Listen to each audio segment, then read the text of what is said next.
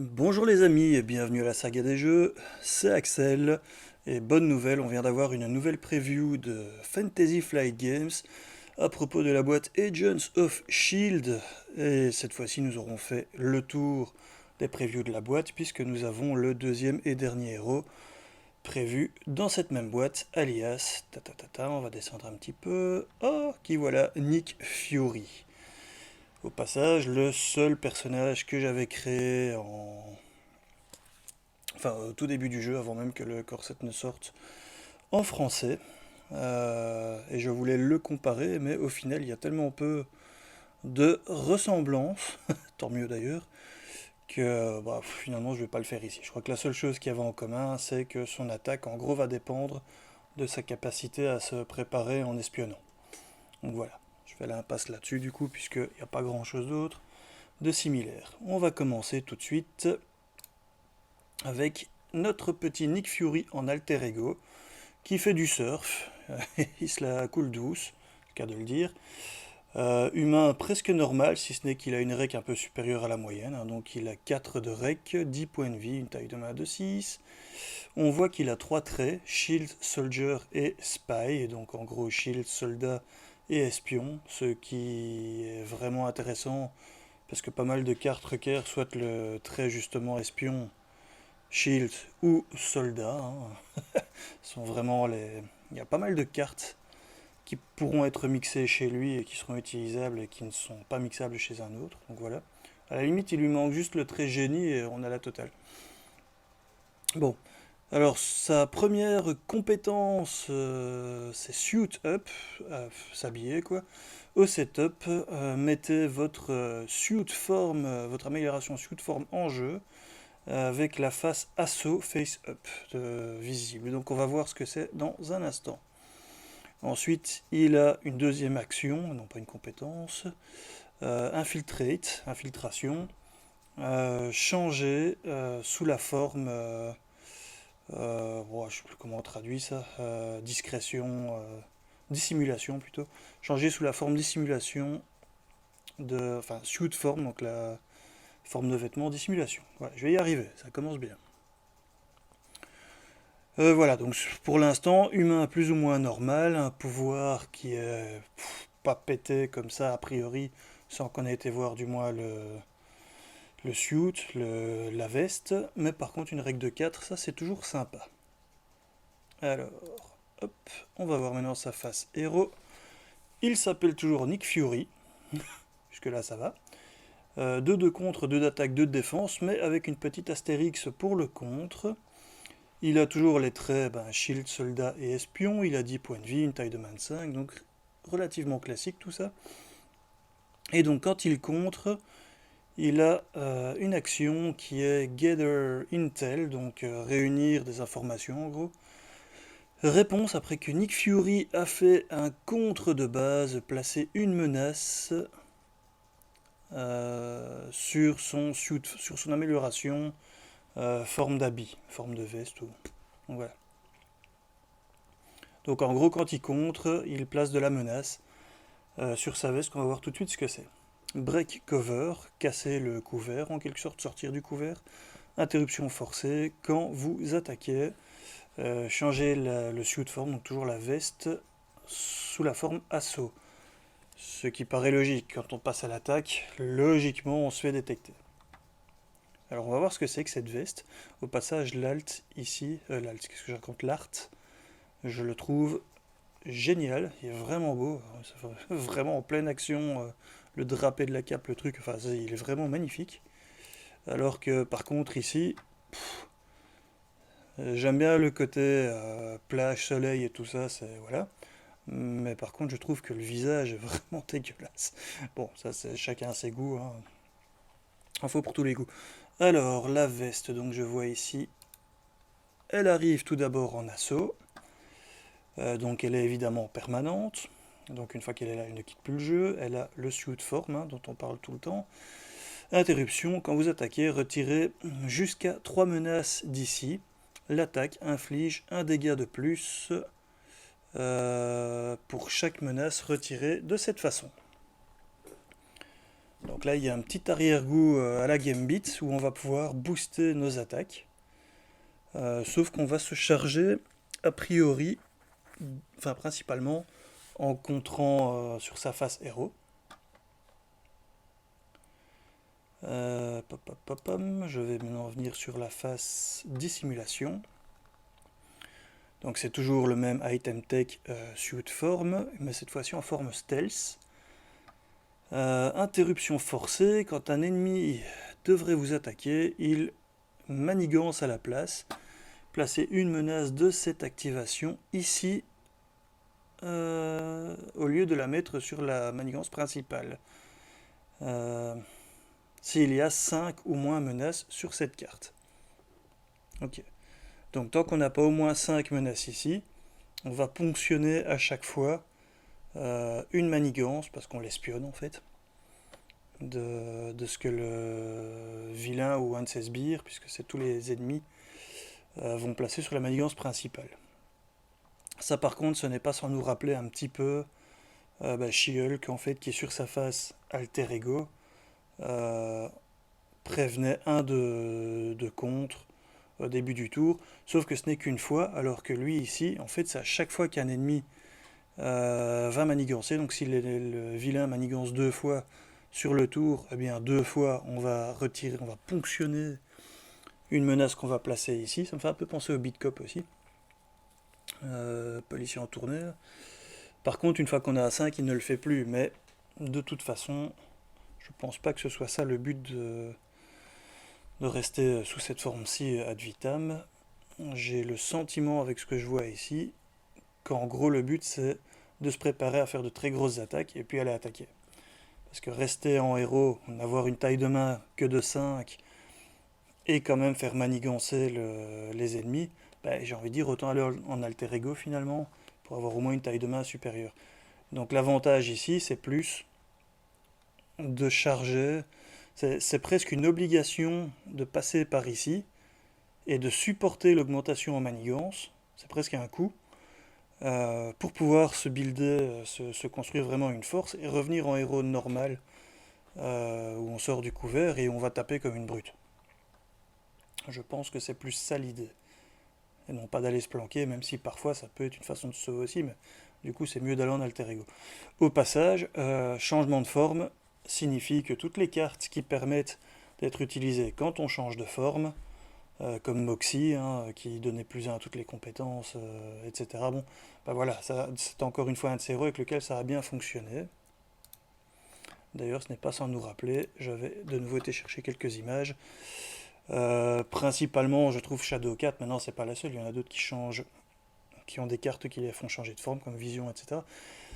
Mais je trouve qu'ici ça ressemble fort, dans ce sens où elle, on a envie de terminer le tour avec Shadow 4 systématiquement en phased, en déphasé, pour que l'attaque que l'on prenne ne nous fasse pas de dégâts. On pourrait presque le jouer un peu de la même façon avec Nick. On se dit, bon, je suis sur le point de mourir, je viens d'alter ego.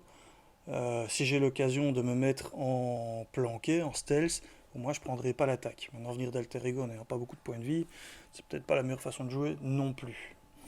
Et voilà. Donc ça me faisait quand même penser à une revisite de Shadow Cat, qui est un des personnages que je préfère du jeu. Donc à mon avis, Nick va me plaire beaucoup aussi, mais qui fonctionnerait un petit peu à l'inverse justement. Et donc effectivement, voilà, j'ai été rechercher la carte aussi pour vous montrer. Il y a un petit peu de ça, du beat cop. On retire une menace d'une manigance. Hein. Bon, je n'ai même pas besoin de vous la relire. Normalement, vous la connaissez bien cette carte-là. Et à un moment donné, on peut faire du dégât en fonction du nombre de manigances qui sont sur elle. C'est vraiment à partir de maintenant, on va pouvoir mettre l'art de Nick Fury ici à la place. Ça va être drôle. Alors, chose aussi qu'on remarque qui est intéressante tout de suite. Hop, interruption, quand vous attaquez, retirez 3 menaces d'ici et faites un dégât additionnel pour l'attaque. Par menaces qui ont été enlevées évidemment. Bon, on sent venir le coup des cartes comme mêlée, hein, c'est un peu le même principe avec Gambit. Vous allez vous retirer un compteur, vous n'allez pas faire une fois 4 et puis une fois 3, non, vous allez faire 4 de dégâts et 4 de dégâts à un autre ennemi.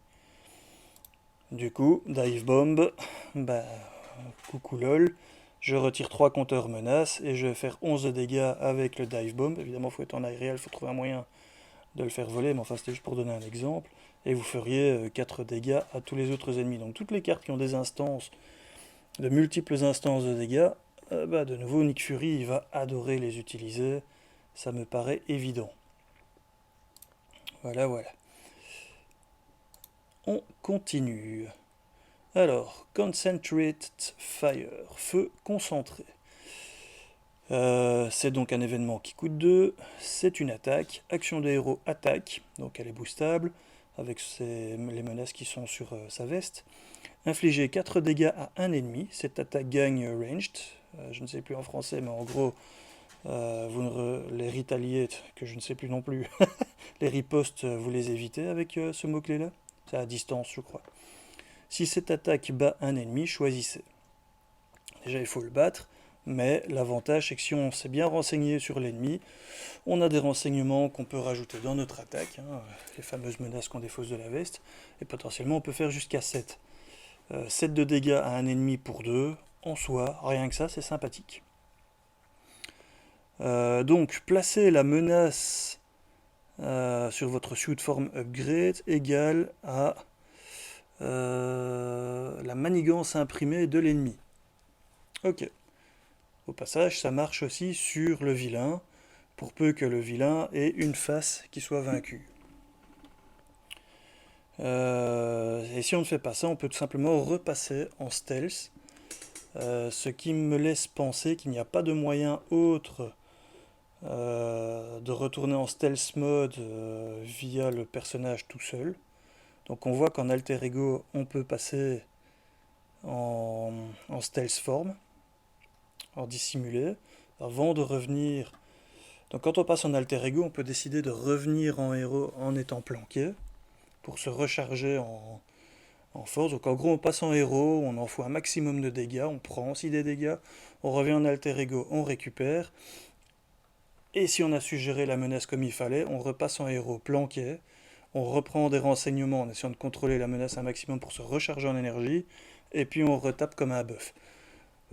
Ça signifie qu'en multiplayer, en multijoueur, il va être très facile à recharger parce que c'est pas trop grave si un personnage va en alter ego, donc sur les 4 ou sur les 3, donc on peut retourner facilement reprendre des points de vie et se permettre encore un ou deux tours de recharger tout en contrant de toute façon. Donc voilà.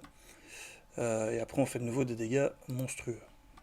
Parce que de base, il a une attaque à 5 en fait, en gros. Ce qui fait de Nick le personnage le plus violent quand il est bien renseigné. Et c'est pas précisé que ce n'est qu'une fois. Il ne faut pas incliner la carte assaut, donc on peut réellement le faire tant qu'on a des compteurs sur chaque attaque. Ça, ce n'est pas sans nous rappeler également War Machine, dont on reparlera un peu plus tard dans la vidéo, qui, bon ben voilà, une fois qu'il a la blinde de compteurs sur lui, il peut faire un one-shot. Ici, il doit quand même déclencher la possibilité d'utiliser les compteurs en faisant des attaques. Mais bon, s'il a un moyen de se redresser, il peut déjà le faire 2 fois comme ça. S'il a ses cartes d'attaque qui sont présentes ici, les Concentrate Fire, et que sais-je d'autres cartes qui seraient encore dans son type ou qui permettent tout simplement d'attaquer et de booster. Et donc, bah voilà, ça c'est un des moyens de retourner via les événements en planqué. Si on a suffisamment de points de vie qu'on ne veut pas passer pour se recharger en alter ego et faire ce que j'ai montré il y a 2 secondes ici, eh bien on peut le faire via un événement, tout simplement. Alors, événement suivant qui coûte 1, surveillance sous couvert, covert surveillance, qui est un contre, action de héros, donc contre, retirer 2 menaces d'une manigance.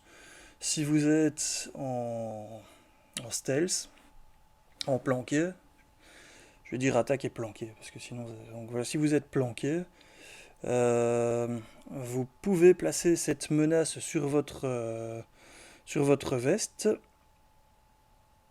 Sinon, vous pouvez passer justement en forme planquée.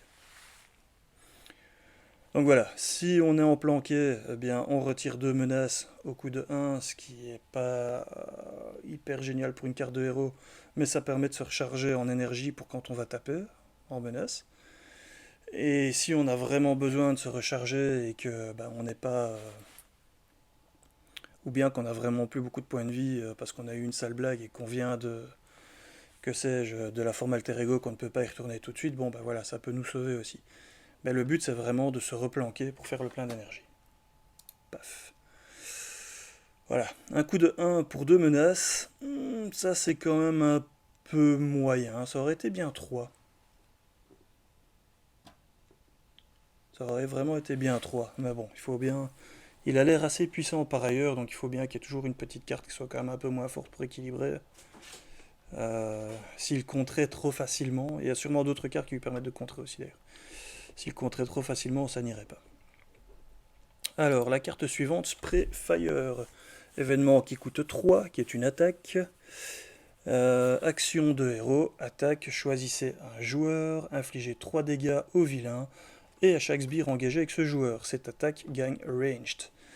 Alors, d'ordinaire, ce genre d'attaque, à air d'effet, n'ont pas le mot-clé attaque.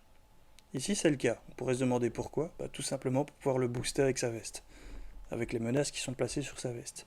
C'est la raison pour laquelle on lui donne ranged au passage, donc on lui donne à distance. Comme ça revient au même, de toute façon, il ne se ramasse pas toutes les ripostes.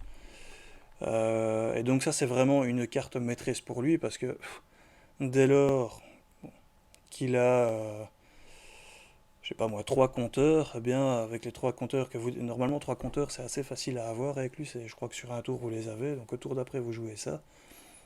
Et vous faites 6 de dommages au vilain, et 6 de dommages à chaque sbire engagé avec le joueur que vous avez sélectionné.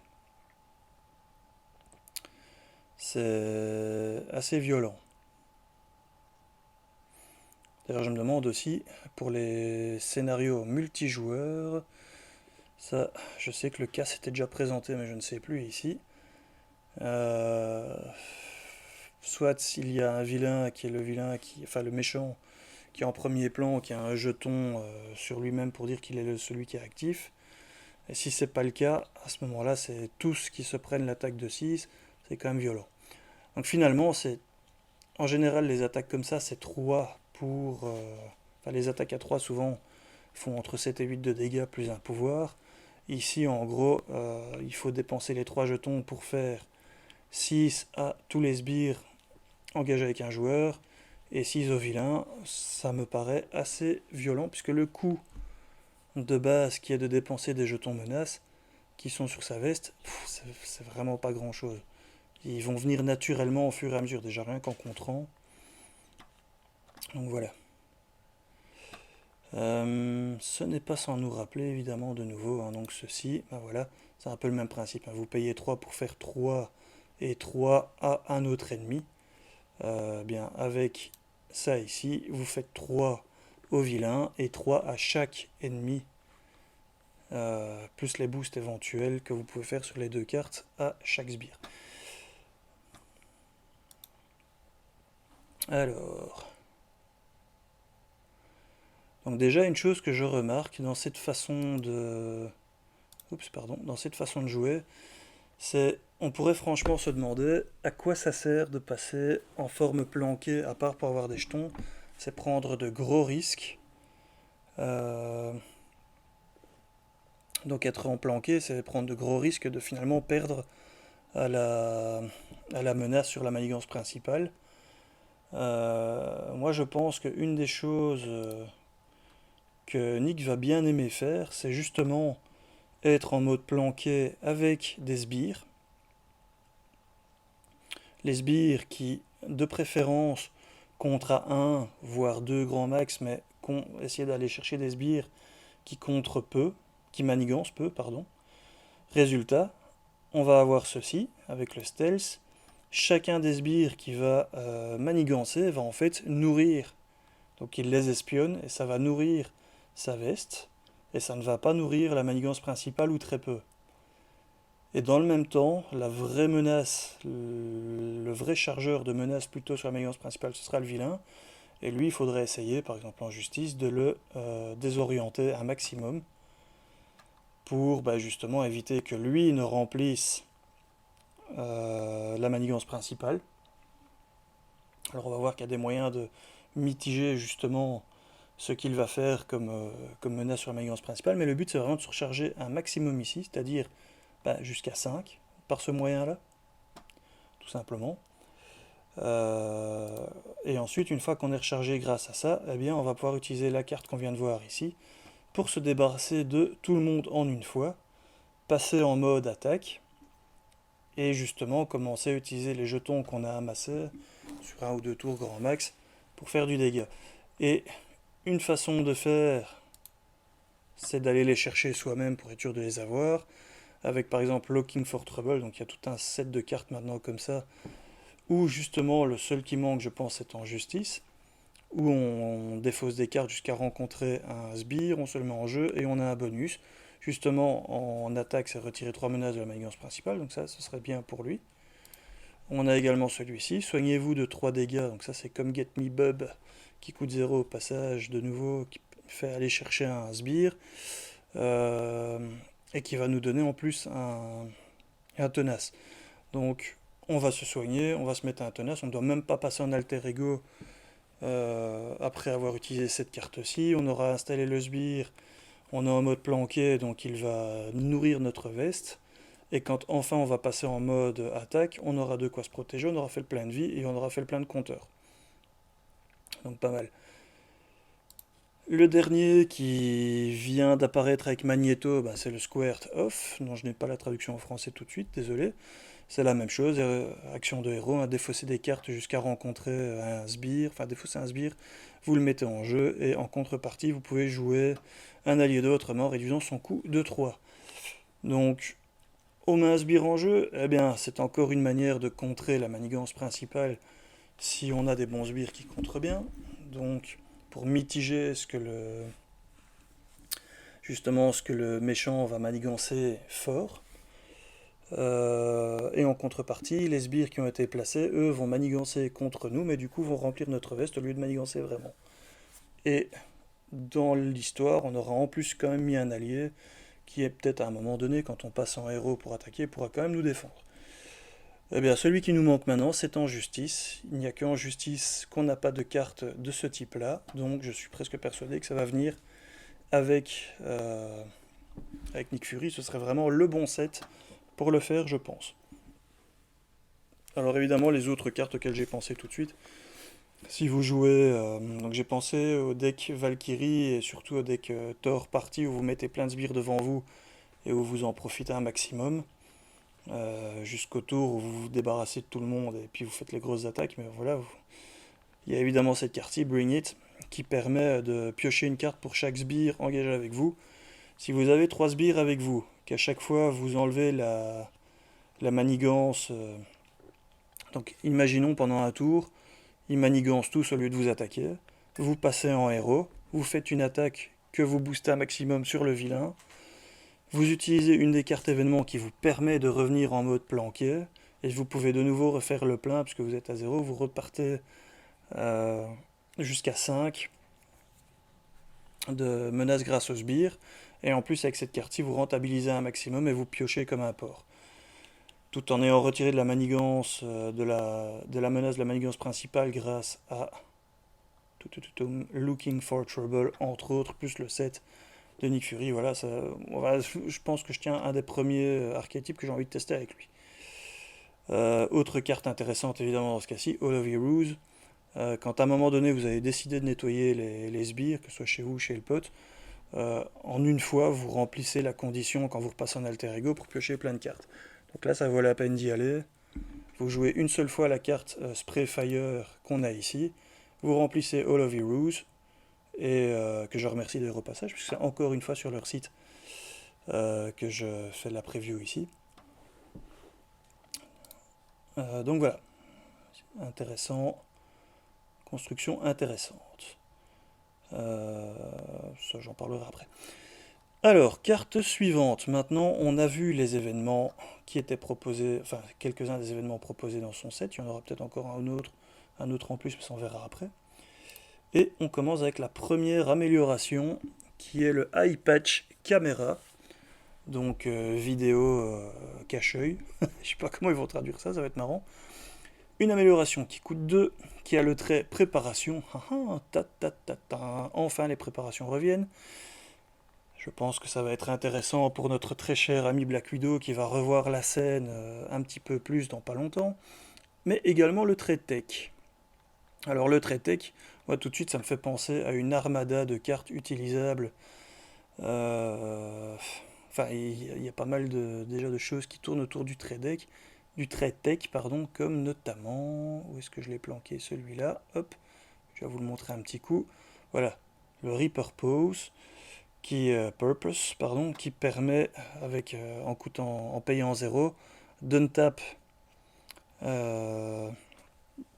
donc l'amélioration, qu'est-ce que je raconte? D'untap le héros et d'augmenter le contre ou l'attaque ou la défense jusqu'à la fin du round de plus X. X étant le coût de l'amélioration. Donc ici l'amélioration c'est celle-ci. En fin de game, ça vous untap Nick Fury, ça lui donne un plus 2 d'attaque. Il va déjà attaquer à 4. Vous allez attaquer avec lui, utiliser 3 compteurs qui vous restaient.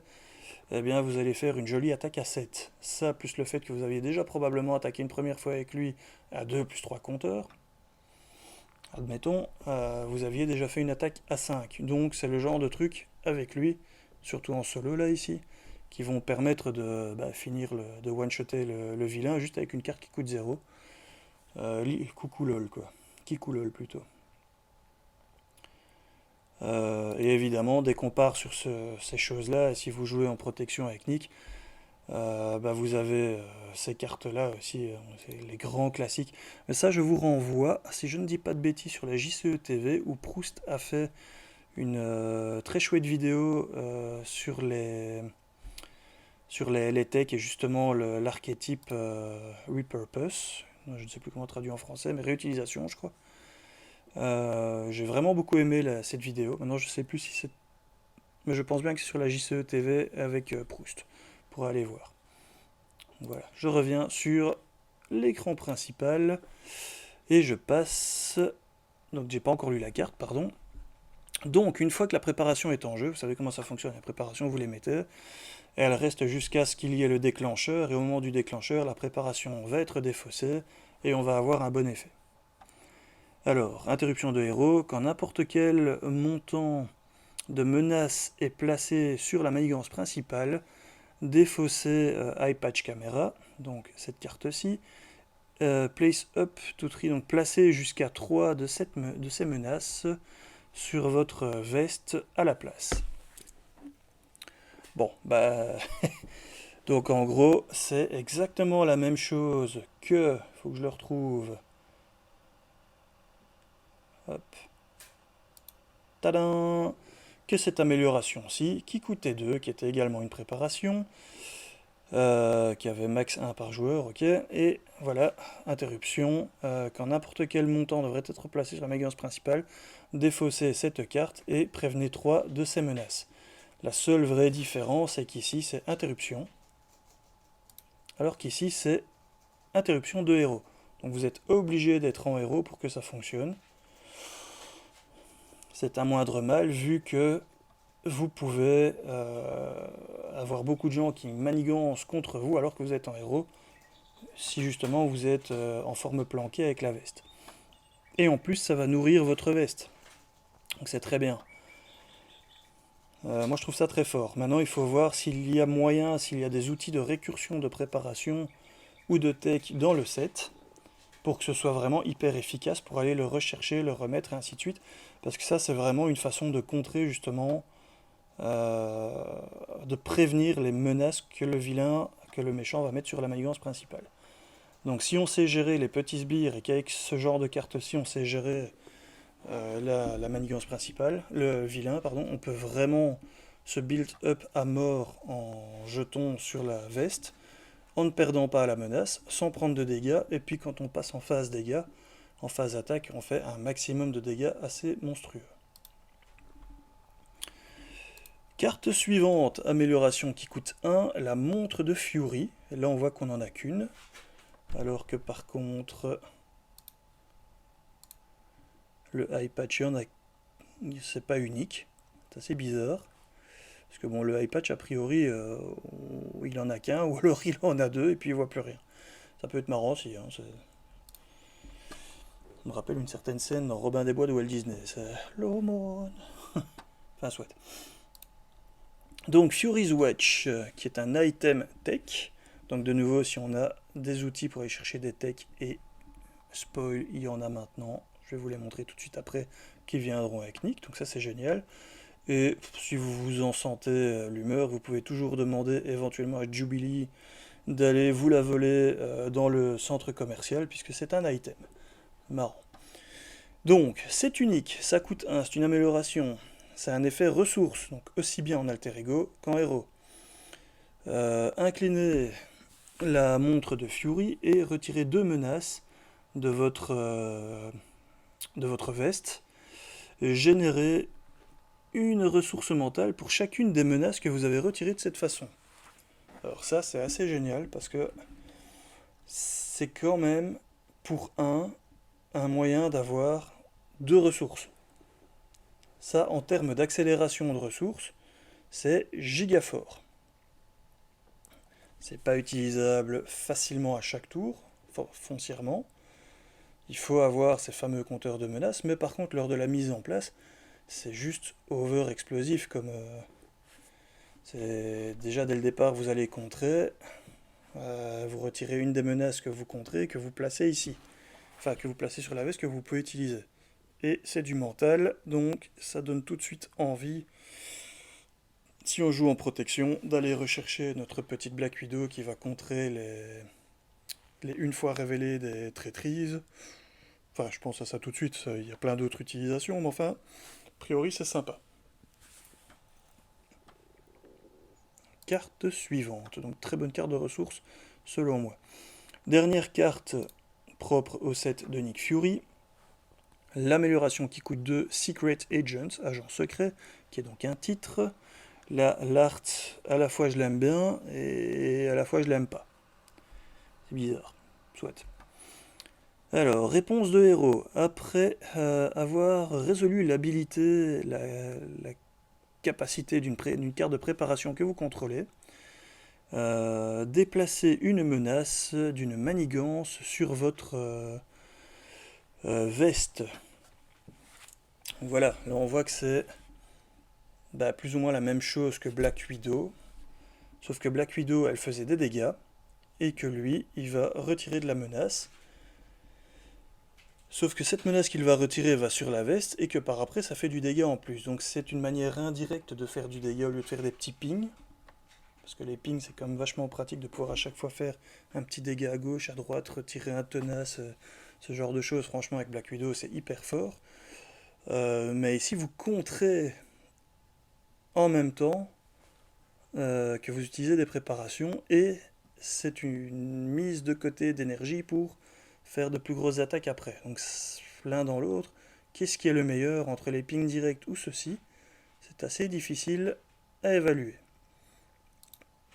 Je reviens sur Natasha Romanoff 2 secondes pour montrer le parallèle, du moins si ça veut bien charger.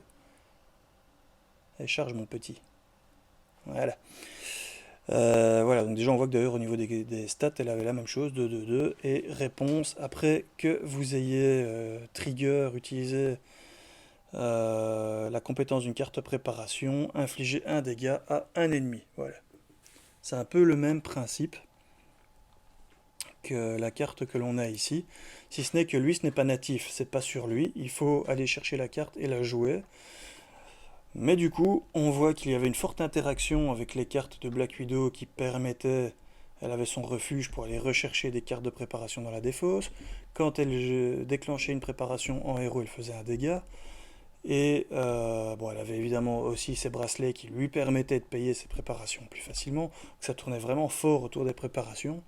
Mais on voit qu'avec Nick Fury, il y aura moyen de jouer un petit peu sur la même thématique, puisqu'il y aura aussi une réponse quand on joue une préparation, même si allez, sa montre à la limite est meilleure et moins bonne parce qu'il faut les ressources pour l'utiliser qui sont les menaces sur la veste, mais par contre ça peut aller jusqu'à 2, donc ça permet de jouer justement des préparations également.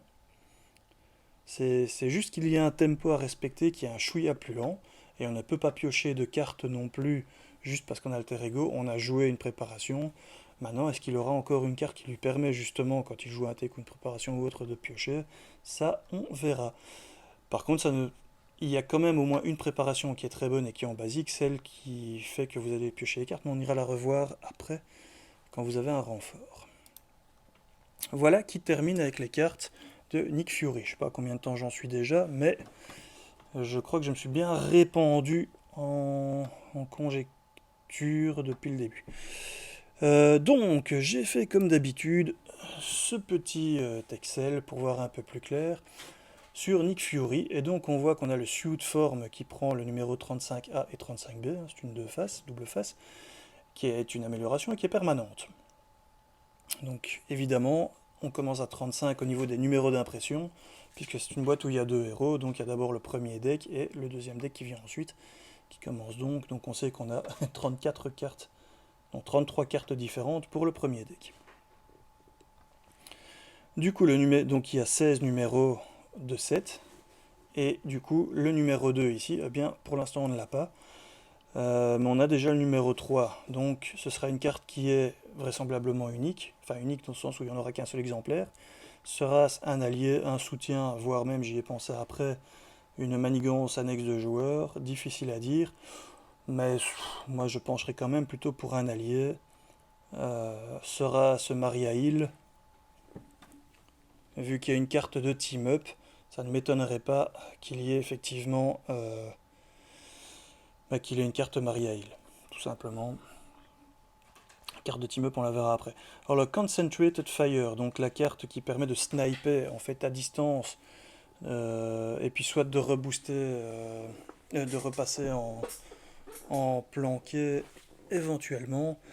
On voit qu'il y en a normalement 3, puisque la numéro d'impression est la 37 et le numéro est 3, et la carte suivante qu'on a, surveillance à couvert, elle a le numéro 6 et le numéro 38. Et s'ils n'ont pas changé leur fusil d'épaule, comme d'habitude, ils nous présentent toujours la première carte des X-Men en fonction du numéro de 7. Donc, maintenant, s'ils ont changé, on pourrait n'avoir qu'un seul Concentrate Fire, hein, et puis avoir en fait 3 Covert Surveillance qui serait 4, 5, 6, mais j'ai quand même un gros doute. Je pense que pour ça, ils sont assez constants dans leur façon de présenter les cartes.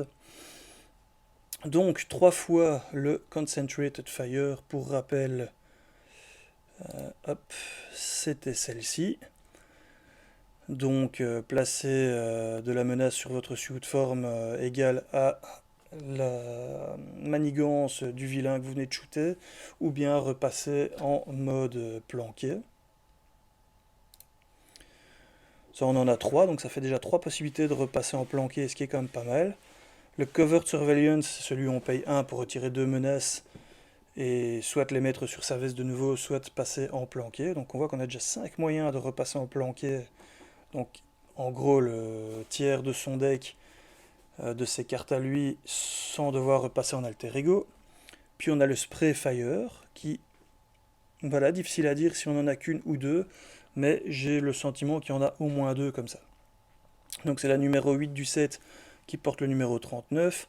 La suivante, c'est l'Eye Patch qui est le numéro 13 et qui porte le numéro d'impression 43, ce qui nous laisse de 40 à 42, autrement dit 3 cartes différentes qu'on ne connaît pas et qui doivent remplir 4 emplacements.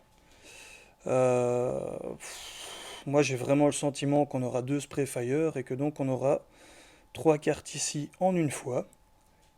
Ça c'est obligatoire, là, il y a 3 cartes qu'on ne connaît pas. Des événements qui ne sont présents qu'une fois dans le deck, c'est pas impossible. Manigance annexe de joueurs, c'est pas impossible. Des soutiens aussi, parce qu'on n'en a pas dévoilé un seul. Ça, ce serait quand même bien qu'il y en ait quelques-uns. Voilà, bon, qu'il y en ait au moins un en tout cas. Et à mon avis, c'est soutien amélioration ici. Mais bon, donc ensuite on a l'amélioration qui n'est pas unique en termes de nom, mais qu'il n'y a pourtant bien qu'un seul exemplaire, le Eye Patch Camera. Puis on a le Fury's Watch, la montre de Fury en une fois. Une carte, la numéro 15, qui n'a pas encore été dévoilée. Donc pour l'instant, ça porte quand même le nombre de cartes non dévoilées de son set à 1 pour la numéro 2, 3, 4, 5 et 6. Ça fait 6 cartes sur son set qu'on ne connaît pas, donc une bonne grosse partie quand même. Pour le coup, FFG était un petit peu moins généreux que d'habitude sur le set du héros même, mais c'est pas plus mal, hein, ça permet de découvrir plus par la suite. Et ensuite, le Secret Agents, qui est l'amélioration qui lui permet de rentabiliser les préparations qu'il met en jeu et utilise, à l'instar de Black Widow, justement. Donc, l'inconvénient qu'il faut aller le chercher et le mettre en jeu, il n'est pas natif. Mais par contre, une fois que vous l'avez, c'est un Black Widow bis en limite plus efficace, mais en plus lent. Voilà, voilà. On va retourner gentiment sur la suite des cartes qui ont été dévoilées, parce qu'il y a encore quelques belles pépites quand même, je trouve. À commencer par quelques-unes en aspect justice, puisqu'il nous vient avec l'aspect justice. Et donc une amélioration qui coûte 1, Informant. Informateur, j'irais traduit littéralement, mais j'ai quand même un doute. Bon, soit. On voit que c'est une préparation. Donc Black Widow, welcome, tu vas pouvoir t'amuser un petit peu plus. Malheureusement, encore toujours en justice, et ton deck justice était déjà OP, donc je ne sais pas si c'est ce qu'il y a de plus de mieux pour toi actuellement, mais on verra bien avec les autres cartes qui vont arriver. Donc, quand un ouh mon petit mignon, quand un sbire manigance, défaussez cette carte-ci, donc Informant, et cette activation retire de la menace à la place de la placer. Alors ça, les amis, justement, dans la version dont je parlais il y a peu, où on va placer avec les cartes ici, hop, ce genre de carte là, on va aller chercher un allié, le mettre en jeu. Évidemment, il faut qu'il y ait la même en justice. Mais voilà, s'il y en a une comme ça en justice, eh bien vous allez pouvoir utiliser votre pouvoir natif pour mitiger les menaces qu'ils vont mettre. Et si par malheur il y a quand même un sbire qui manigance comme un porc, ou qu'on est déjà arrivé à 5 sur notre veste et que le pouvoir ne s'active plus, on aura placé cette préparation qui, pouf, va trigger, et va permettre de retirer de la menace au lieu de la placer, ce qui va contrer un petit peu ce que viendra de faire finalement le vilain. Donc ça c'est quand même très sympathique. Et en plus ça va proc le agent... je ne sais plus son nom, enfin la carte, l'amélioration de Nick Fury que j'ai montré au préalable. On va la rechercher, hop, celle-ci, Secret Agent. Ça va proc celle-ci. Et donc on va encore bouger une menace de plus de la manigance, d'une manigance en plus. Donc c'est beaucoup plus... c'est encore beaucoup plus fort, parce que c'est n'importe quelle manigance sur l'amélioration veste. Voilà. Moi je trouve celle-ci très sympa à utiliser, en tout cas avec Nick. Et finalement, j'ai envie de dire avec beaucoup de joueurs en justice, parce que si vous avez des problèmes à gérer les sbires, vous passez un petit coup en alter ego pour temporiser, eh bien, malgré que vous passez en alter ego, le sbire il va vous aider au lieu de vous poser des problèmes, c'est quand même très fort. Autre manière de gérer les sbires, le Prism Dust, donc poussière de prisme, poussière de diamant, vas-y yoga. Amélioration qui coûte 1, préparation et tech. Tech de nouveau intéressant parce que vous la mettez en jeu. Bon évidemment, de nouveau ça ne fonctionne pas foncièrement avec ce que j'allais dire tout de suite puisque j'allais parler de repurpose, cette carte-ci. Et évidemment c'est pas le même aspect, sauf si vous jouez avec un personnage qui est shield également et qui est multi-aspect, alias Spider-Woman. Là vous pourriez gérer un sbire en le confusant, n'est-ce pas, en lui faisant 2 de dégâts. Ou vous avez joué la préparation, elle reste en jeu, et à un moment clé, vous n'avez plus... vous arrivez à la fin où il y a moyen de one-shotter le vilain et de gagner. Vous utilisez le repurpose pour vous booster encore de 1. En plus, comme c'est notre chère Spider-Woman, vous allez vous booster encore de 1 puisque vous avez joué un événement vert. Si vous ne l'aviez pas encore fait auparavant, vous allez vous untap. Et donc vous allez pouvoir retaper encore une fois à +2. Voilà, ça peut être sympathique. Enfin, c'est des idées comme ça. Ça, de toute façon, une fois placé, ça peut toujours être utile. Donc vous pouvez faire un deck vraiment tech repurpose en plusieurs couleurs avec Spider-Woman, ça peut être sympa à tester. Et on rentre enfin dans les cartes que j'avais envie de vous montrer depuis un moment, mais je vais dire limite le meilleur pour la fin. C'est un soutien qui coûte 3, Gemma Simons, pour ceux qui ont vu la série Agents of Shield, c'est la petite brunette mignonne qui fait partie c'est pas les fouines qu'ils les appellent dans cette série-là, mais qui fait partie des nerds, en gros, qui n'arrêtent pas d'inventer de nouveaux outils pour les héros qui vont sur le terrain. C'est Persona, c'est Shield, c'est un soutien. Donc déjà rien que ça, un soutien Shield, Allo Maria Hill, ça peut être très intéressant. Surtout que quand vous avez le trait Shield, eh bien il coûte 2 de moins, donc ça ne coûte que 1. Donc vous vous retrouvez avec un soutien qui ne coûte que 1, qui est Shield, jouable dans tous les decks puisque n'importe quelle couleur, avec Maria Hill. Voilà, ça déjà, rien que ça, pardon, rien que ça, c'est déjà très intéressant.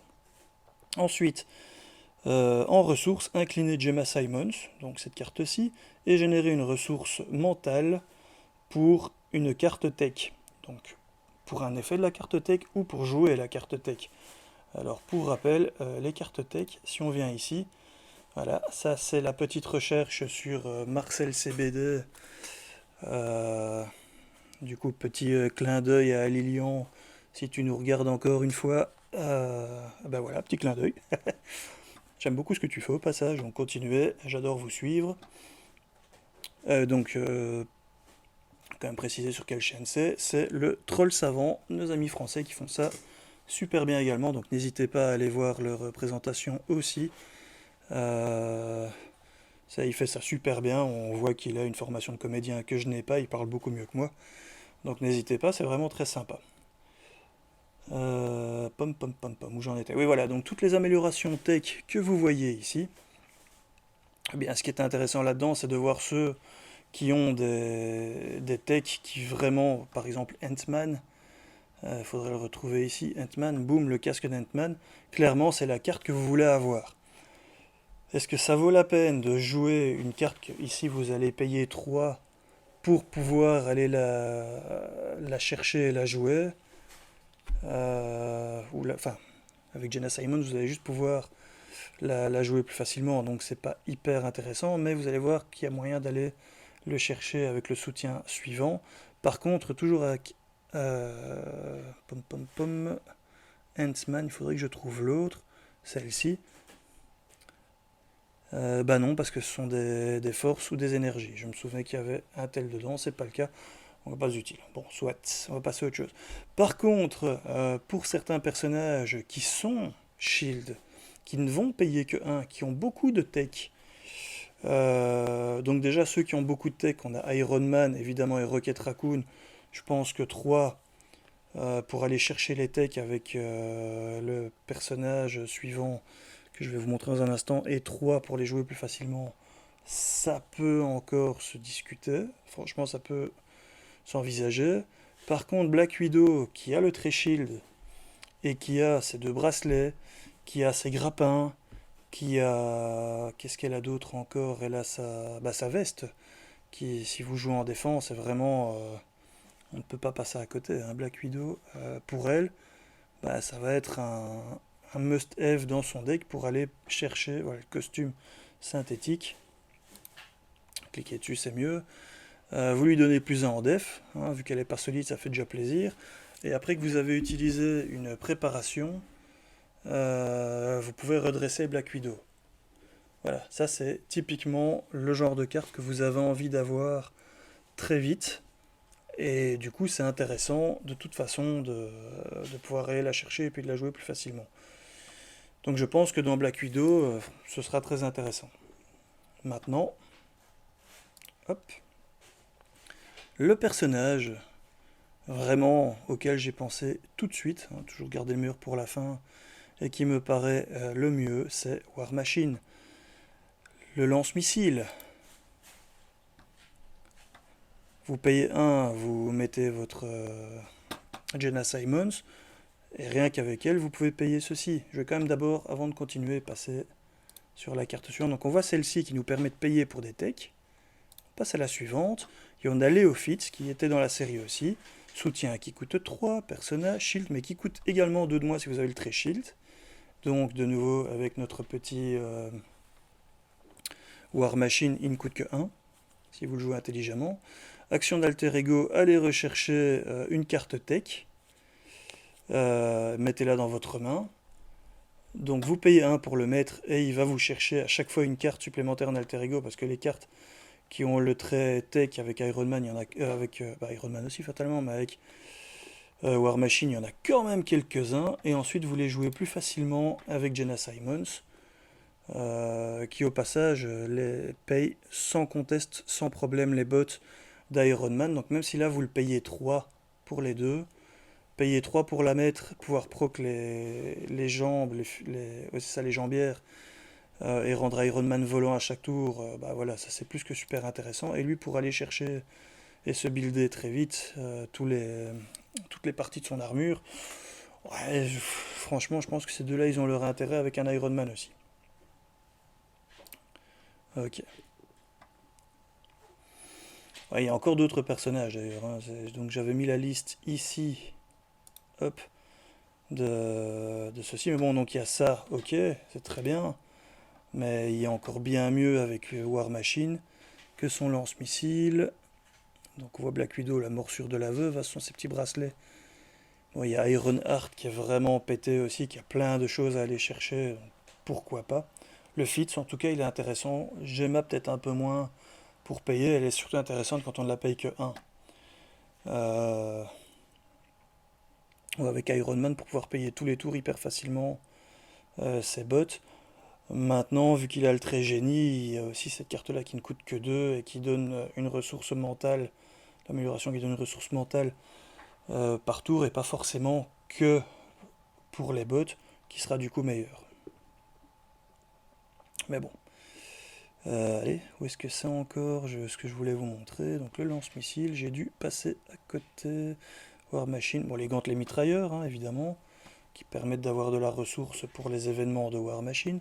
Tant qu'à faire, autant aller les chercher aussi, puisque vous payez 1 pour mettre quelque chose, qui va vous faire aller chercher quelque chose d'autre, que vous avez payé moins cher grâce à Jenna Simons, et qui ensuite va vous permettre de payer moins cher vos événements. Donc ça, bon, c'est un peu machine à gaz, mais ça peut quand même aller très vite. C'est toujours le truc que j'ai envie de montrer, je trouve pas. Ah voilà. Ceci, boum. Le canon dorsal. La carte tech que vous crevez d'envie d'avoir quand vous êtes en War Machine, que vous pleurez littéralement si on vous la fait défausser d'une manière ou d'une autre. Bien ici, avec notre cher Fitz, vous pouvez aller la rechercher ou aller la chercher de base très facilement au moment le plus opportun. Donc quand vous avez un maximum d'ammo counter sur vous ou sur votre je ne sais plus comment ça s'appelle, mais le soutien où il planque toutes ses munitions, qui entre parenthèses peut être rempli grâce à Maria Hill version héros, hein, puisque c'est un soutien shield, donc elle peut le remplir à balles de guerre. Lui il peut utiliser Fitz pour aller chercher le canon et boum. Donc à mon avis, mixer notre cher War Machine avec Maria Hill dans une partie de joueurs, ça va être assez détonnant. C'est pas qu'un jeu de mots. Voilà, bon. Autre chose aussi, j'avais préparé les quelques préparations qui existent déjà. J'ai un petit peu regardé, j'ai pas trouvé grand chose de super intéressant. Bon, quand vous engagez un sbire, défaussez cette carte, redressez votre héros. Bah, si vous jouez sur le principe de justement garder pas mal de sbires contre vous, bah, s'il y en a un qui arrive, vous redressez. Bon, je sais pas très bien. Ouais, si, ça vous permet en fait de vous jouer la préparation pour un, vous utilisez la carte qui permet d'aller rechercher un sbire, de récupérer de la vie, de vous donner un tenace, hein, comme Get Me Bob. Du coup, vous avez utilisé votre héros avant en faisant une attaque à 5 parce que vous avez utilisé des menaces qui étaient sur votre veste. Il se redresse, Donc vous pouvez réattaquer à nouveau à 5 si vous avez encore assez de menaces, ou contrer pour vous reprendre des jetons de menaces, enfin, tout ça. Euh, Pourquoi pas en fait? Ouais, ça s'envisage quand même finalement. J'y avais pas pensé comme ça, mais la cible verrouillée, ben, c'était déjà intéressant avec Black Widow, ça reste intéressant ici, hein. Après qu'une carte boost a été retournée face visible, défausser cible verrouillée, annuler la capacité de boost de cette carte. Euh, les capacités de boost sont très souvent embêtantes. Ça ne coûte que 1, vous en mettez une, c'est jamais perdu, ça reste, jusqu'au moment où vous en avez besoin.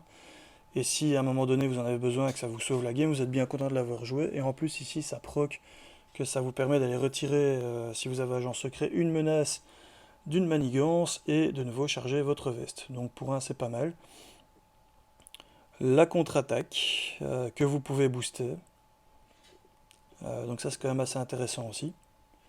Vous subissez des dégâts d'une attaque ennemie, vous défaussez contre-attaque, vous infligez une quantité égale de dégâts à cet ennemi augmenté du nombre de menaces puisque c'est une attaque que vous retirez de votre veste. Donc si le gars vous attaque à 10, vous pouvez l'attaquer à 13, ça peut toujours être marrant aussi.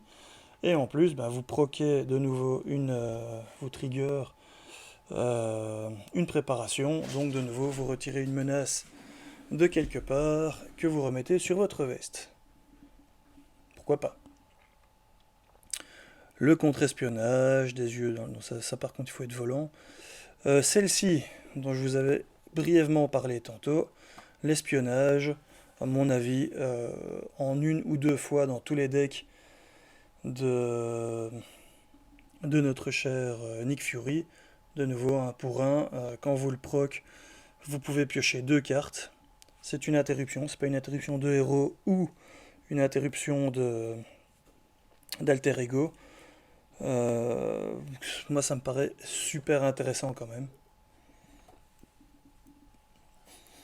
À noter que, ça c'est assez drôle, si vous êtes en forme héros planqué et que vous piochez la carte attaque, le méchant va vouloir vous attaquer, attaque supplémentaire, charge, va vouloir vous attaquer, donc en fait il va manigancer.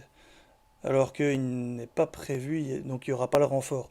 Alors que par contre, quand vous piochez la carte avancée, là que vous soyez en héros ou en alter ego, il allait de toute façon manigancer. Donc en fait, vu qu'il y a deux de chaque, bah, ça vous fait 4 avancées possibles Enfin, c'est comme s'il y avait 4 avancées dans le deck, au lieu de 2. Donc j'ai le sentiment, par exemple, que jouer contre Rhino va être vachement plus compliqué si vous jouez planqué que... parce que bon, là, quand même, les risques de passer une manigance comme ça un peu plus vite seront réels. Enfin bon, j'en reviens à cette amélioration-ci, espionnage.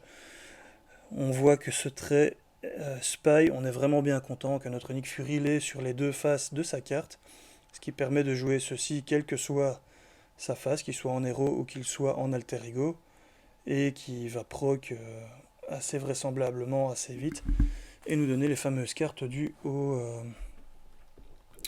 surge, hein, au renfort, dont sont de plus en plus fournies les cartes actuelles de toute façon. Bon, bah voilà, on voit hein, le grappin, morsure de la veuve, tout ça, ce sont des techs. Donc on parlait des techs tout à l'heure avec Fitz. Eh bien, elle va être vraiment contente d'avoir Fitz dans son deck pour aller chercher tout ça régulièrement plus facilement. La fameuse posture défensive, bah, prévenir 3 de dégâts, vu qu'on va déjà pas vraiment se prendre de dégâts, puisque... Enfin, ici je le sens moins utile, maintenant il y a toujours moyen de faire des decks où tout fonctionne. Hein. Ça c'est les réponses immédiates par contre. Ça c'est toujours bon, quel que soit le type de deck. La technique d'espion, ben voilà, de nouveau il faut être un espion. Donc Nick il va pouvoir jouer ça sans problème. D'ailleurs ça ne m'étonnerait pas qu'on ait droit à ces cartes-là qui reviennent en reprint, mais bon. Donc quand vous révélez une carte de rencontre défaussée Spycraft, pardon, annulez les effets de la carte et révélez-en une autre. Donc justement, ça c'est le genre de carte pour éviter qu'on se prenne une avancée ou une charge qui se transforme en avancée qui nous ferait perdre. On sera content d'en avoir au moins une en place aussi. Je pense que ça va être un must-have au moins en une fois. dans le deck de notre cher Nick Fury. Ce qui nous ramène d'ailleurs à l'archétype classique qu'on avait eu à l'époque. Donc tout d'abord, voilà, pour éviter que le seuil ne passe trop facilement suite à un accident, ben, ceci, sous surveillance, fera vraiment plaisir à Nick quand il jouera en justice. Nous avons Quake qui va être super efficace parce que d'abord elle a le Tree-Shield, donc pour plein de raisons ce sera une bonne idée de l'avoir. Ensuite, après qu'un mignon, un sbire est manigancé, incliné Quake, infliger 2 dégâts au sbire. Je pense que les sbires n'auront jamais autant manigancé qu'avec notre cher Nick Fury. Ça va donner l'occasion de se débarrasser de ceux qui manigancent de trop. Donc un sbire qui manigance à 3 par exemple, bah, celui-là vous n'allez pas le garder, vous allez être content de vous en débarrasser, parce que Nick ne va voler qu'une seule des menaces qu'il va placer par tour. Donc elle sera là pour faire le nettoyage de ces sbires qui manigancent de trop. Et nous permettre de ne garder que les sbires finalement qui manigancent à 1, en restant sur table, en ne prenant jamais de dégâts, et les tours où elle ne sert pas, elle a le Tree-Shield, qui va permettre d'utiliser plein d'autres cartes, comme on avait vu dans la vidéo de Maria Hill. Je ne vais pas revenir là-dessus ici maintenant, mais voilà. Donc, carte très intéressante. Celle-ci, que j'ai déjà montré, donc le Counter Intelligence, qui va aussi permettre d'éviter de perdre à la menace sur un coup de malchance, et qui en plus est une préparation, donc qui va proc pas mal, et qui ressemble très fort à la sienne d'ailleurs. Donc ça double les possibilités de ne pas mourir bêtement comme ça. Et du coup, carte qui à mon avis aura son reprint aussi, notre cher agent Coulson, qui après qu'il rentre en jeu nous permet d'aller rechercher une carte de préparation et de l'ajouter à notre main. Et surtout c'est dans la discard pile également. Donc voilà, ça c'est clairement le personnage, meilleur ami d'ailleurs dans le MCU de notre cher Nick Fury également. Bon bah j'imagine mal ne pas le jouer quand on sera en justice. Ah oui, j'avais préparé en fait ceci pour vous montrer. Donc je repasse quand même vite dessus hein, donc voilà, on voit ici hop, upgrade tech que l'on peut aller chercher facilement jouer pour que toutes les préparations après soient moins chères. Et en plus ça fait du deck thinning, donc pour avoir systématiquement les meilleures cartes. On a également 2 fois cette tech si avec elle, qui est également une préparation. Donc un moyen supplémentaire d'aller la chercher facilement et de la jouer plus facilement aussi. Donc clairement nos 2 agents de laboratoire, nos 2 rats de laboratoire seront vraiment efficaces pour aider notre Black Widow. On voit ici tech pour l'armure, bien content de l'avoir aussi. Les Windows Bytes, de nouveau tech, préparation. Donc c'est juste hyper fort d'avoir ces 2 personnages, ces 2 nouveaux soutiens avec elle, puisque la moitié de ces préparations ou de ces cartes qui aident à jouer les préparations sont des techs. Voilà. Et au passage, on a encore un soutien ici qui est Shield. Donc rien ne nous empêche de placer des jetons dessus d'une manière ou d'une autre avec notre chère Maria Hill et de les récupérer par la suite. Pourquoi pas. Je pense qu'il n'est pas précisé que ce soit que des cartes à soi quand on paye la carte Reinforcement, où ce sont des soutiens jusqu'à un coût de 6.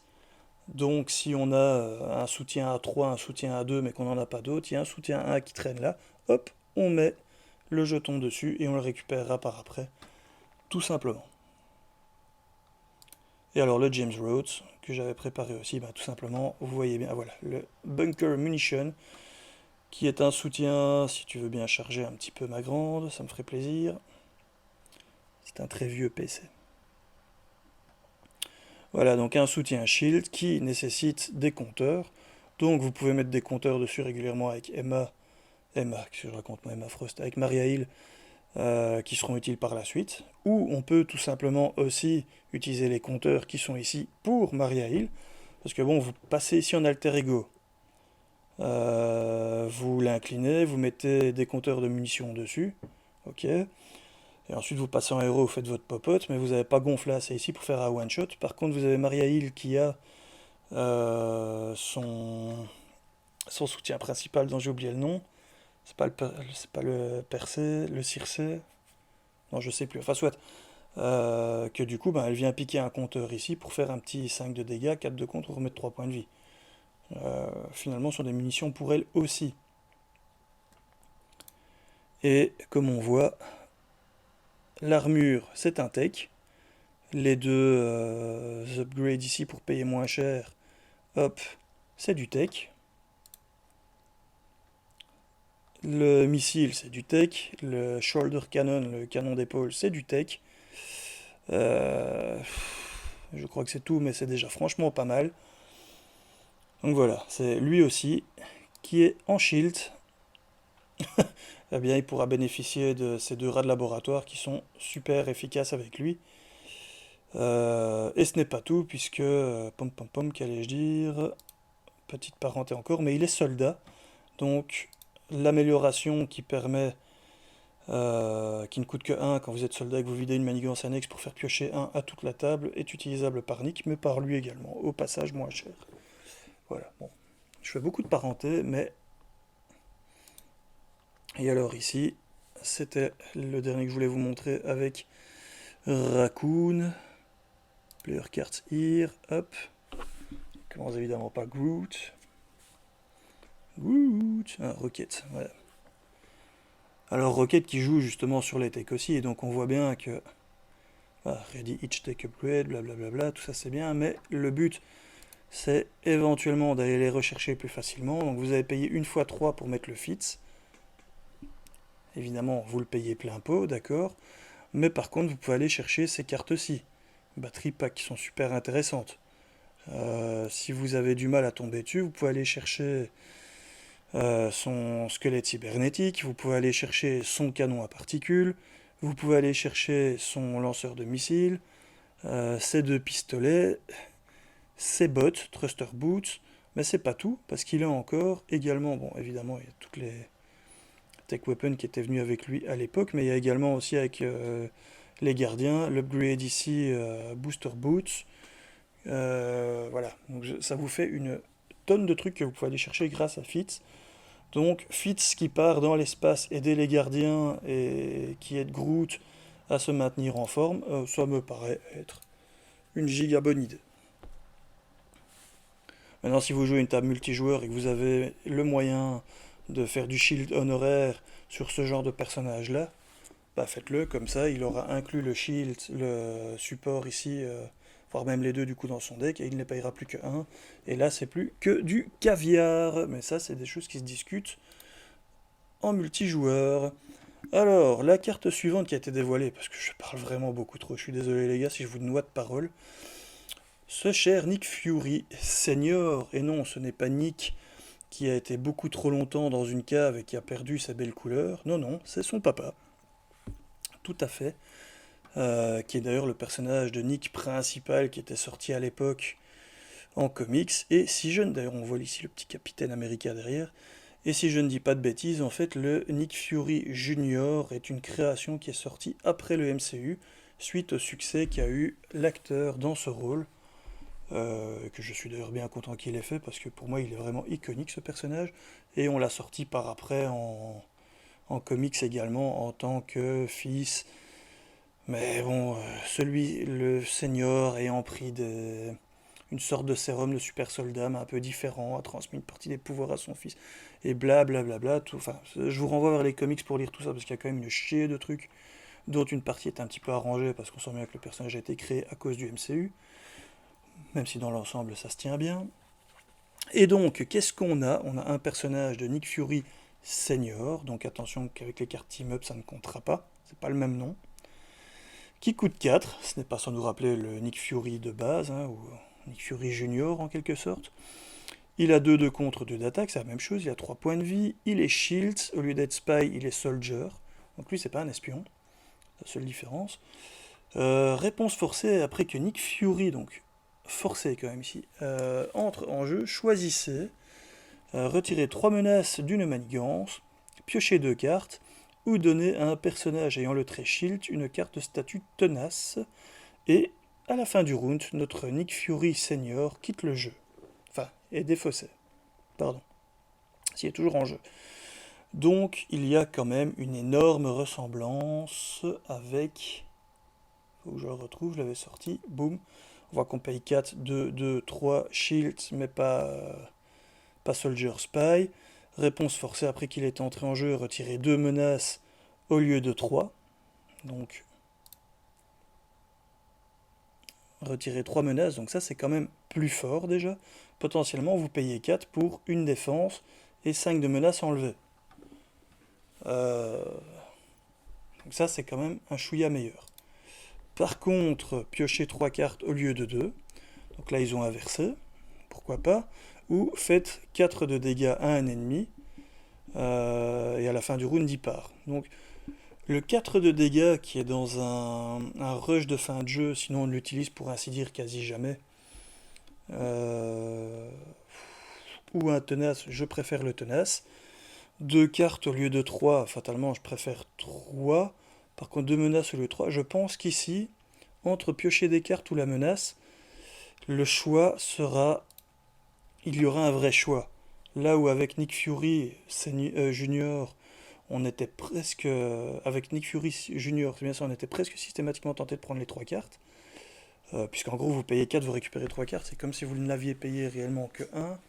Et vous compterez de 2 et faites une protection. Eh bien ici, c'est comme si vous le payiez 2, si vous utilisez la pioche de cartes,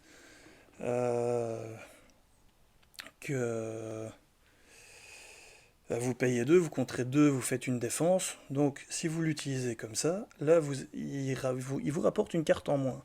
Donc il a un chouïa moins bon.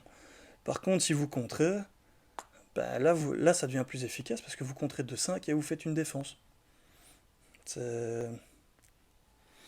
Par rapport au coût réel de la carte, euh, moi je le trouve super fort en fait par rapport à la plupart des cartes existantes dans le jeu. Beaucoup de gens, j'ai vu sur les forums, etc., le trouvent mauvais parce qu'ils font l'erreur de le comparer au Nick Fury du Core 7 qui est giga fort et on pourrait le mettre en tout cas, si on n'avait pas marre de le voir, on pourrait le mettre dans tous les decks. Cette carte-ci, si l'autre Nick Fury n'existait pas, on ferait pareil, on la mettrait d'office dans tous les decks en disant waouh la vache elle est giga forte. Tout simplement parce qu'elle fait tourner le deck et que pour 2 effectives, vous retirez 5 de menaces, quel que soit l'aspect que vous choisissiez. Plus une défense. Pas oublier qu'il y a encore une défense derrière, puisqu'il vous protège. Donc il est giga fort, il a le trait shield. Donc dans tous les decks shield qui jouent sur ce trait-là, faire tourner votre deck pour avoir un véritable... Enfin, le coût effectif, on compte la carte avec. Hein. Donc en fait, il a un coût effectif de 3. Mais pour le dire plus simplement, c'est comme s'il y avait marqué 2 ici, puisque vous payez 4 et vous piochez 2. Donc vous regardez dans votre main des cartes qui de toute façon ne seront pas utiles. Vous payez avec ces cartes-là et vous les remplacez par 2 nouvelles cartes. C'est comme ça que moi je vois ça.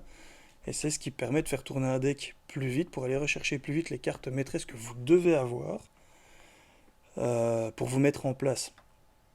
Franchement, lui il va rentrer clairement, tout simplement dans mon deck Valkyrie.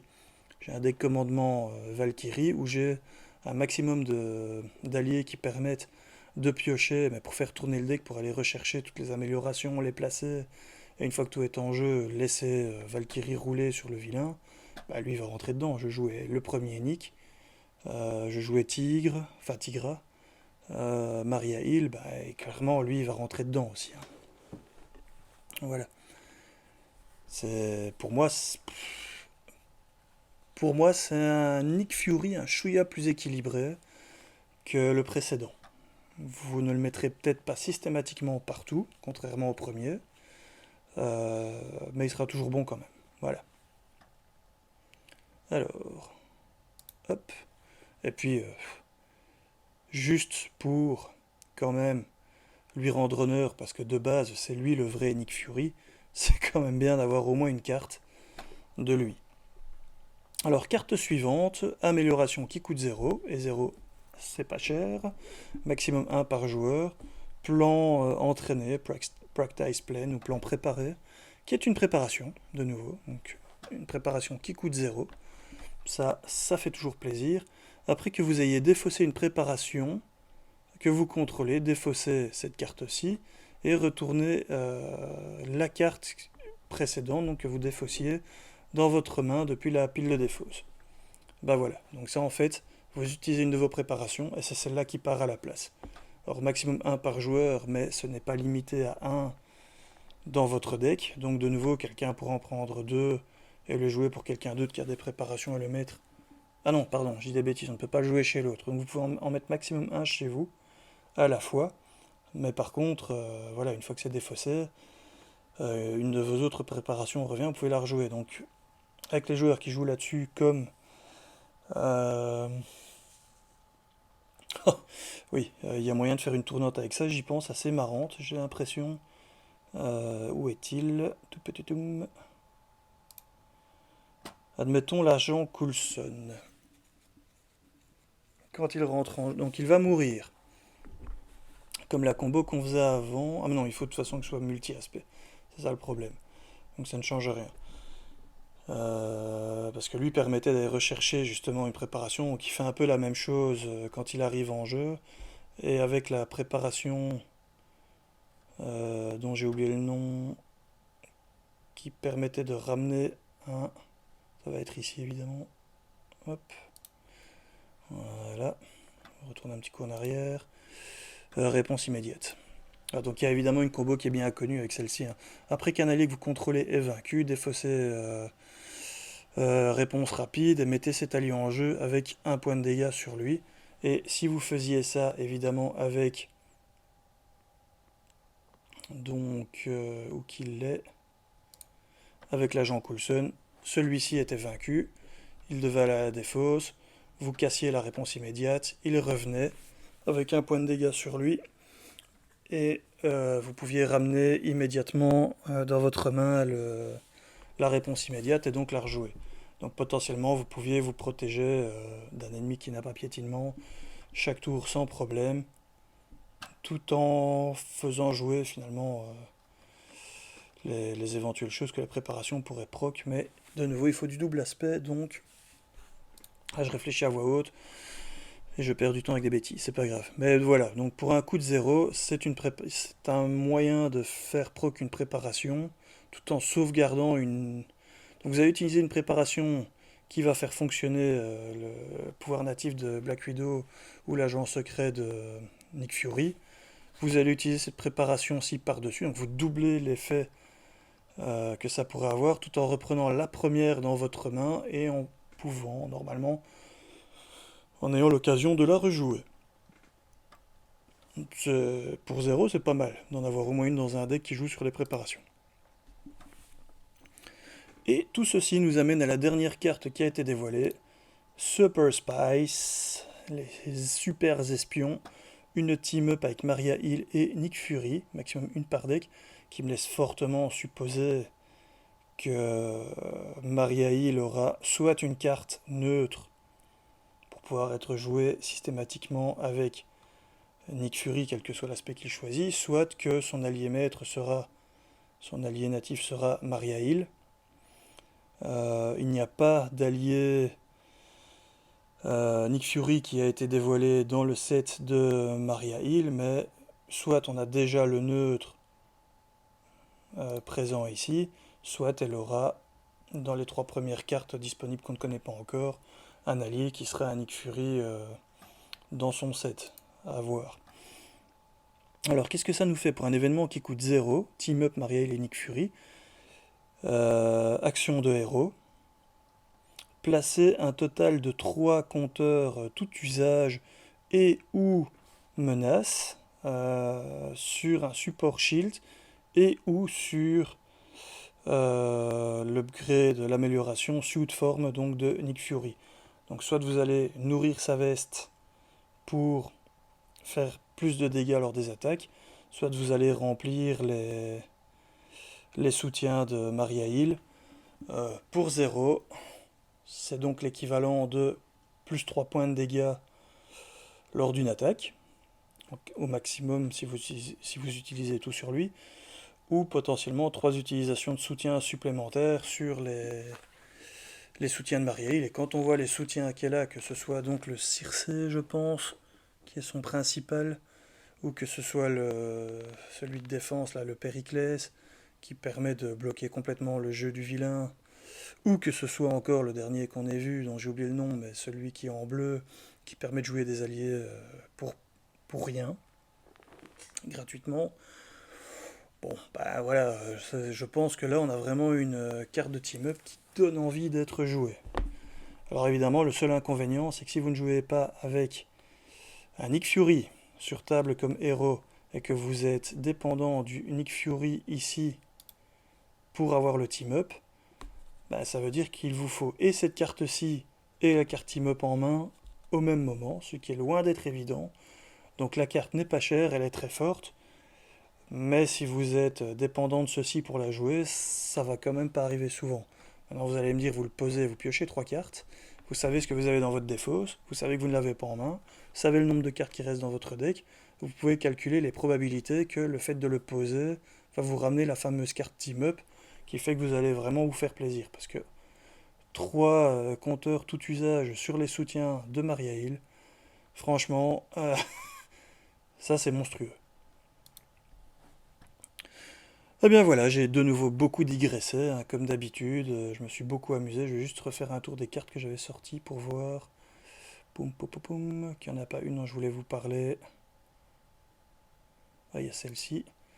Encore une fois une préparation, hein, lie in wait, je ne sais plus comment c'est en français, mais se tenir dans les ombres probablement. Après qu'un sbire vous a engagé, défaussez-le et infligez-lui 3 de dégâts. C'est une attaque, donc c'est une attaque qui est boostable par l'effet de Nick Fury. Donc si vous vous rendez compte que vous êtes planqué mais qu'il y a un allié, un sbire pardon, qui arrive et qui a beaucoup trop de manigance, que vous ne pourrez pas l'empêcher de manigancer, eh ben ou que vous êtes déjà à 5 justement sur votre veste et que donc vous ne pourrez pas l'empêcher de manigancer non plus puisque l'effet ne fonctionne pas. Dans ces cas-là, eh bien vous utilisez cette préparation aussi. Vraisemblablement, vous videz ce qu'il faut de menaces de votre veste pour le buter et pour vous permettre de refaire le stock quand vous allez contrer les autres sbires déjà présents. Donc ça fonctionne vraiment très bien et en plus vous proquez la préparation une fois de plus qui vous permet, avec agent secret, j'ai déjà dit 1000 fois, mais de retirer encore de la menace et de rajouter de nouveau malgré tout Donc vous savez que vous pouvez même en dépenser un de plus si nécessaire, que le fait d'utiliser une préparation vous permettra de recharger un de plus via l'amélioration agent secret. Et évidemment le tout, hein, toujours dans l'optique de jouer, ça c'est un deck que j'ai envie d'essayer, le tout de jouer en agressivité et d'avoir 3 fois cette carte-ci, plus la carte qui permet d'aller rechercher des sbires, pour vous trouver avec des sbires non gênants, donc qui ont maximum 1 de contre sur vous, et essayer à chaque tour de passer en mode attaque, d'utiliser tous les jetons, et de repasser ensuite en mode planqué pour que les sbires en fait qu'il y a devant vous vous nourrissent et vous nourrissent de cartes. Je sais pas si ça peut vraiment fonctionner, mais j'ai vraiment envie d'essayer, ça, vous avez compris que ça me chatouille, quoi. Alors qu'est-ce qu'il y avait d'autre comme carte encore? Donc j'avais parlé de l'aspect justice et tout ce qu'il y avait déjà moyen de faire. En aspect défense, avec le repurpose, à mon avis, il y a moyen de faire des choses aussi, hein, avec ce genre de cartes aussi que du coup vous pouvez rajouter, qui sont des techs, pour en revenir à nos 2 rats de laboratoire, Fitz et Gemma Simons. Donc pour 1, vous allez les chercher facilement, et pour -1, grâce à Gemma, vous pouvez les jouer. Donc celle-ci, qui ne vous coûterait plus que 2 à jouer, bah, c'est tous les jours, hein. Tous les jours vous la jouez, quoi. C'est quand même très efficace. Donc l'autre, Nick Fury pour comparer avec son fils, et ici, et tous les techs et trucs. Ok. Bah voilà, donc je vais juste en revenir sur notre chère image de Nick Fury, ici présent, que je trouve superbe. C'est vraiment... J'adore le dessin. Dites-moi dans les commentaires ce que vous en pensez, mais franchement, celle-là, juste c'est malheureux qu'on n'aura justement pas l'image, vu qu'il vient dans une boîte de campagne, mais celui-là, là j'aurais vraiment voulu l'avoir pour la mettre dans un petit cadre. C'est vraiment... Enfin, je la trouve magnifique. Voilà, je clôture là-dessus, parce que j'ai parlé bien trop longtemps déjà. Donc les amis, c'est avec beaucoup de plaisir une fois de plus que j'ai découvert en partie et analysé ceci avec vous. On a maintenant l'intégralité de ce qui devait être dévoilé pour la boîte Agents of Shields. Il y a déjà eu un leak officiel, non, qui n'est pas officiel justement, donc on ne sait pas s'il est fiable à 100%, mais qui nous laisse supposer que dans la suite on aura Black Panther, Shuri, qu'est-ce qu'on avait encore? Donc la Silk, qui est donc une Spider Warrior, et Shield. Le Winter Soldier, qui normalement serait, à mon avis, Shield, également, peut-être Avenger, et peut-être, avec les bruits qui courent, sait-on jamais, qui serait le White Wolf, et qui aurait donc un trait Black Panther, Wakanda également. Ce serait vraiment cool, mais là, je crois que je prends un peu trop mes rêves pour des réalités. Et enfin, pour finir dans cette vague-là, on aurait le Faucon, qui normalement devrait être Avenger Shield également. Donc encore plein de possibilités d'amener de nouvelles cartes aux aspects, principalement donc en agressivité et en défense au Shield, puisque pour l'instant on voit qu'on a avec Nick Fury de la justice et avec Marielle du commandement. Voilà voilà, allez les amis, à plus!